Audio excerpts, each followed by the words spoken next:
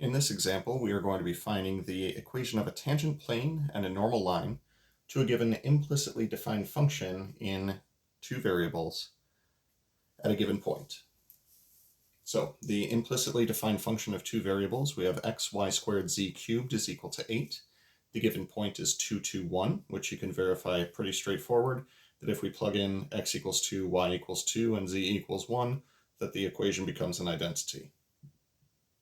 Now with that in mind, we could solve this for z, but I feel like doing something considerably lazier. So as far as the tangent plane is concerned, what we said in a previous video is that in order to get the normal vector for the tangent plane, that is going to be the gradient of this implicitly defined function evaluated at 2, 2, 1. Then the point that we'll be using is 2, 2, 1. Now the normal line is going to be a line that is orthogonal to the plane passing through the same point. Its direction vector is going to be the same as a normal vector for the plane. So for the normal line, we'll be using a direction vector that is the same vector.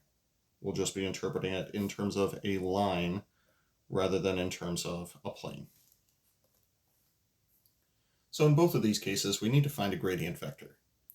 Now we are interpreting the expression that we see on the left-hand side of this equation as our capital F of x, y, and z. That's what makes this a level surface, as we have a function of three variables set equal to a constant. So with that in mind, let's go ahead and set up our expression for the gradient of this function. So that'll be the partial derivative of f with respect to x, partial of f with respect to y, and the partial of f with respect to z. All three of those are going to be some form of the power rule. So for the x, I see x times a constant. That'll simply be the constant. For y, I see a y squared up there, so we'll have a 2y times the additional constant multiples. And for z, that would be a couple of constants times z cubed. As such, we will order it so that it's 3z squared times those constants. Next, we'll actually plug in the given ordered triple, and that'll turn into a normal or direction vector. So we had 2, 2, 1 as the given point.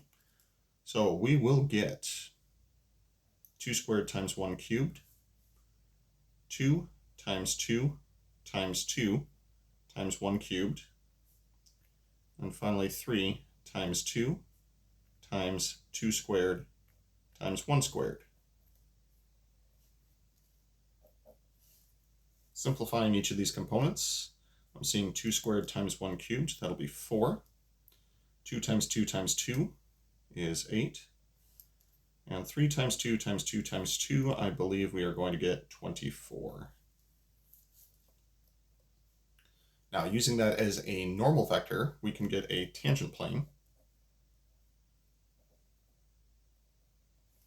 So for the tangent plane, we'll take each of these components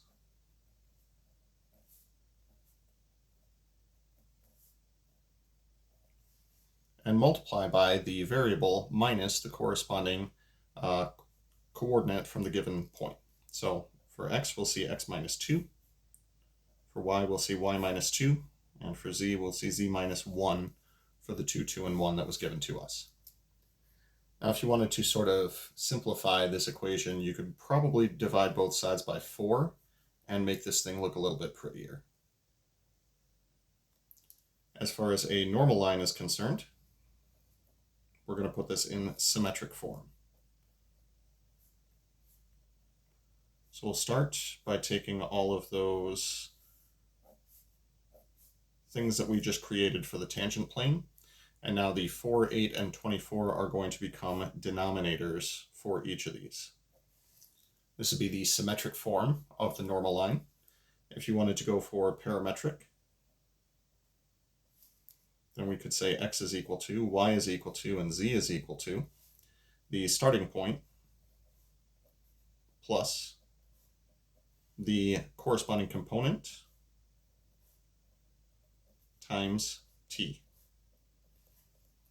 Additionally, if we were to solve all of these for t and set them all equal to each other, we would get exactly our symmetric form of the line.